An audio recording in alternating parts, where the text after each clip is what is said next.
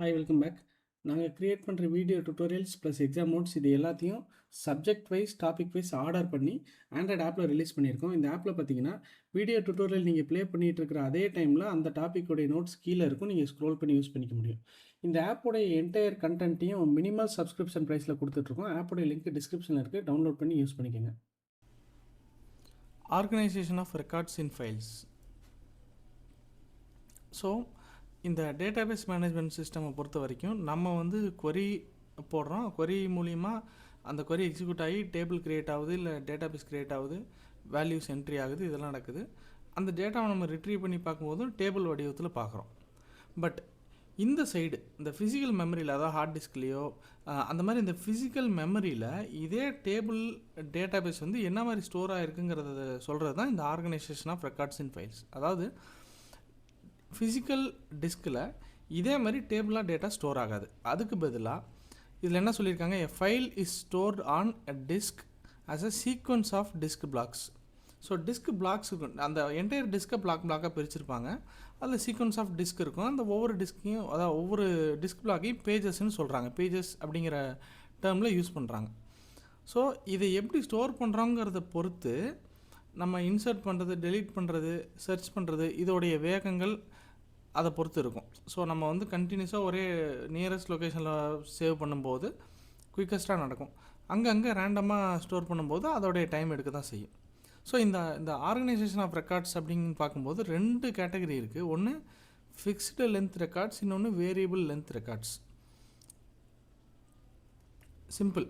Fixed length record அப்படின்னா ஒவ்வொரு பேஜும், இந்த இடத்துல இந்த டிஸ்க் பிளாக் வந்து பேஜஸ்ன்னு சொல்கிறோம், ஒவ்வொரு பேஜும் சேம் சைஸில் இருக்கும்.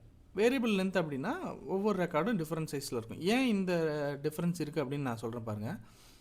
இந்த டேபிள் எடுத்துக்கங்க. இந்த டேபிளில் வந்து 3 எம்ப்ளாயியோட டேட்டா இருக்குது. Employee ID, name, department, age இருக்குது. ஸோ இப்போ ஒவ்வொரு காலமில் இருக்க ஒரு செல்லுக்கும் 4 பைட் அலோகேட் பண்ணுறோம். ஒரு எக்ஸாம்பிளுக்கு நேமுக்கு வந்து 20 பைட்ஸு, டிபார்ட்மெண்ட்டுக்கு 10 பைட்ஸு, ஏஜுக்கு வந்து 4 பைட்ஸு. அப்போ ஒரு கம்ப்ளீட் ரோ எத்தனை சைஸ் ஆஃப் மெமரி எடுத்துக்கணும்னு பார்த்தீங்கன்னா 4 + 20 38 பைட்ஸ். இங்கே இருக்க பாருங்கள், 38 பைட்ஸ் வந்து ஒரு ரோ எடுத்துக்கும். அதான் ஒரு எம்ப்ளாயியோட டேட்டா. ஸோ அப்படி பார்த்தீங்கன்னா எல்லா எம்ப்ளாயியோட டேட்டாவும் 38 பைட்ஸ் தான் எடுத்துக்கும். இதுதான் ஃபிக்ஸ்டு லென்த் ரெக்கார்டு. இதுலேருந்து நம்ம டிஃப்ரென்ஸே ஆகாது. இப்போ வந்து இந்த நேமில் வந்து ரொம்ப ஷார்ட்டஸ்ட் நேமாக இருக்குதுன்னு வச்சுங்களேன். அதாவது 3 எழுத்தில் ஒரு நேம் வருது அப்படின்னா அந்த 3 எழுத்தில் வர நேம் வந்து ஃபுல் 20 பைட்ஸையும் எடுத்துக்காது. அந்த இடத்துல மிச்ச இடம் வந்து எம்டியாக தான் இருக்கும், வேஸ்ட்டாக தான் இருக்கும். இது வந்து இந்த ஃபிக்ஸ்ட் லென்த் ரெக்கார்டோடைய ஒரு டிஸ்அட்வான்டேஜ். பட் இதை இம்ப்ளிமெண்ட் பண்ணுறது ரொம்ப easy.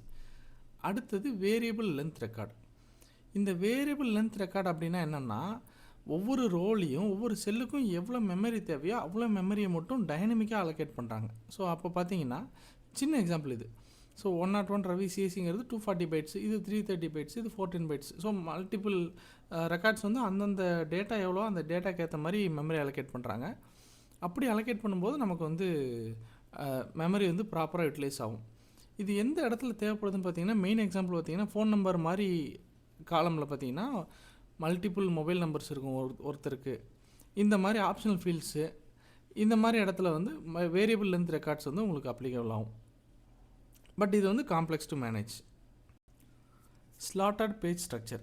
So variable length record R variable sized record அப்படிங்கிற கான்செப்டில் டேட்டா ஸ்டோர் பண்ணும்போது அதை மெயின்டைன் பண்ணுறதுக்கு வந்து இந்த ஸ்லாட்டட் பேஜ் ஸ்ட்ரக்சருங்கிற ஒரு மெத்தடை ஃபாலோ பண்ணுறோம். So slotted page structure is a standard method used to store variable length records inside a disk block. So இப்போ மேஜர் இம்பார்ட்டன்ட் பாயிண்ட் வருது பாருங்கள். Each page has header. So ஒவ்வொரு பேஜ்லேயும் ஒரு ஹெட்டர் இருக்கும். Containing எ slot array. Slot அரேன்னு ஒன்று இருக்கும். அந்த slot அரேயில் என்ன இருக்கும், ஒவ்வொரு ரெக்கார்டோடைய லொக்கேஷன் அண்ட் சைஸ் இருக்கும். ஸோ இது பேஜ் ஹெட்டர். ஃபார் எக்ஸாம்பிள் இந்த டயக்ராமில் அதில் கீழே ஸ்லாட் அரேன்னு ஒன்று இருக்குது. ஒவ்வொரு ஸ்லாட்லேயும் அதோடைய ஆஃப்செட் என்ன, அதோடைய லென்த் என்ன அப்படிங்கிற டேட்டா இருக்கும். ஸோ கண்டினியூஸாக டேட்டா ஸ்டோர் பண்ணணும்னு அவசியம் இல்லை. கண்டினியூஸ் மெமரி லொக்கேஷன் ஸ்டோர் பண்ணணும் அவசியம் இல்லை. எந்தெந்த இடத்துல ஸ்டோர் பண்ணாலும் அதோடைய பாயிண்டர், ரெக்கார்ட்ஸ் இதில் இருக்கும். ஸோ இது ப்ராப்பராக பிக் பண்ணிக்கணும்னு வச்சுக்கோங்களேன். ஸோ இந்த பேஸ் பண்ணி யூஸ் பண்ணும்போது நம்மளால் மெமரியை வந்து கொஞ்சம் எஃபிஷியண்ட்டாக யூஸ் பண்ண முடியும். பட் அதுக்கான டிஸ்அட்வான்டேஜும் இருக்கும். Spanning and deletion handling overall. So spanning plus non ஸ்பேனிங்னு என்னென்னு பார்ப்போம். So first fixed length record பார்த்தோம். அந்த ஃபிக்ஸ்டு லென்த் ரெக்கார்ட்ஸில் பார்த்தீங்கன்னா record must fit within one block. பத்துலனா இன்னொரு பிளாக் க்ரியேட் பண்ணி, ஸோ ஒரு பெரிய பிளாக்காக தான் நம்ம ஒரு ரெக்கார்டை ஸ்டோர் பண்ண முடியும். ஒரு ரெக்கார்டோட சைஸ் 10 அப்படிங்கிறதுனால வந்து அதில் பாதி டேட்டாவை இன்னொரு ரெக்கார்டில் ஸ்டோர் பண்ண மாட்டோம், அதாவது இன்னொரு பிளாக்கில் ஸ்டோர் பண்ண மாட்டோம். அது நான் ஸ்பேனிங். ஸோ இந்த இடத்துல என்ன கான்செப்ட்னா, நம்ம ஃபிக்ஸ்ட் லென்த் ரெக்கார்டு மாதிரி தான். ஒரு ஒரு பிளாக்கில் கொஞ்சம் தான் நம்ம டேட்டா ஸ்டோர் பண்ணி வச்சுருக்கோம்னா ரிமைனிங் மெமரி வேஸ்ட் ஆகிடும். வேறு எந்த டேட்டாவையும் அதை அலோவ் பண்ணாது. பட் ஸ்பேனிங்கில் அப்படி கிடையாது.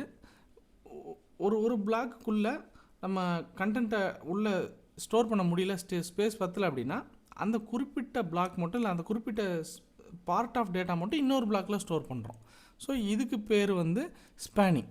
இந்த இடத்துல வந்து ஸ்பேஸ் வேஸ்ட் ஆகாது, நம்ம எஃபிஷியண்ட்டாக யூஸ் பண்ணுறோம். இப்போ இந்த இதில் வந்து டெலிஷனை வந்து எப்படி ஹேண்டில் பண்ணுறாங்க? ஸோ கண்டினியூஸ் ரெக்கார்ட்ஸ் இருக்குது, இல்லை ரேண்டமான ரெக்கார்ட்ஸ் இருக்குது, எப்படி இருந்தாலும் ஓகே. ஃபஸ்ட்டு வந்து என்ன பண்ணலாம், நடுவில் வந்து ஒரு ரெக்கார்டை வந்து டெலீட் பண்ணுறோம். ஸோ கண்டினியூஸாக இருக்குன்னு வச்சுக்கோங்க. கண்டினியூஸாக ஒரு 20 மெமரியில் 20 பிளாக்கில் டேட்டா இருக்குது அப்படின்னா நடுவில் ஒரு 13வது பிளாக் டெலீட் ஆகுது அப்படின்னு பார்த்தீங்கன்னா, ஸோ வரிசையெல்லாம் நடுவில் ஒரு பிரேக் வரும். அப்போ என்ன பண்ணலாம் அப்படின்னா, ஸ்ட்ராட்டஜி ஒன்று வந்து கடைசி ரெக்கார்டை தூக்கி அந்த டெலீட் பண்ண இடத்துல போட்டுடலாம். ஆர்டர் மாறினாலும் உங்களுக்கு டேட்டா வந்து கண்டினியூஸாக வந்துடும். இல்லையா, இந்த 13வது ரெக்கார்டுக்கு அப்புறம் இருக்க எல்லா ரெக்கார்டையும் ஒரு ரெக்கார்டு, அதாவது ஒரு பிளாக் முன்னாடி புல் பண்ணி ஸ்டோர் பண்ணுறோம். ஸோ இதில் என்ன சொல்கிறாங்க, shift all records up. But இது கொஞ்சம் ஸ்லோவாக இருக்கும். ஸ்ட்ராட்டஜி 3 வந்து ஃப்ரீ லிஸ்ட். ஸோ அப்படியே இருந்துட்டு போது நம்ம பாயிண்டரில் ஸ்டோர் பண்ணிக்கிறோம். அதுதான் வந்து ஃப்ரீ மெத்தட். ஸோ இந்த டேபிளில் பார்த்தீங்கன்னா ஃபிக்ஸ்டு லென்த்துக்கும் வேரியபிள் லென்த்துக்கும் இருக்கிற டிஃப்ரென்ஸ் கொடுத்துருக்காங்க.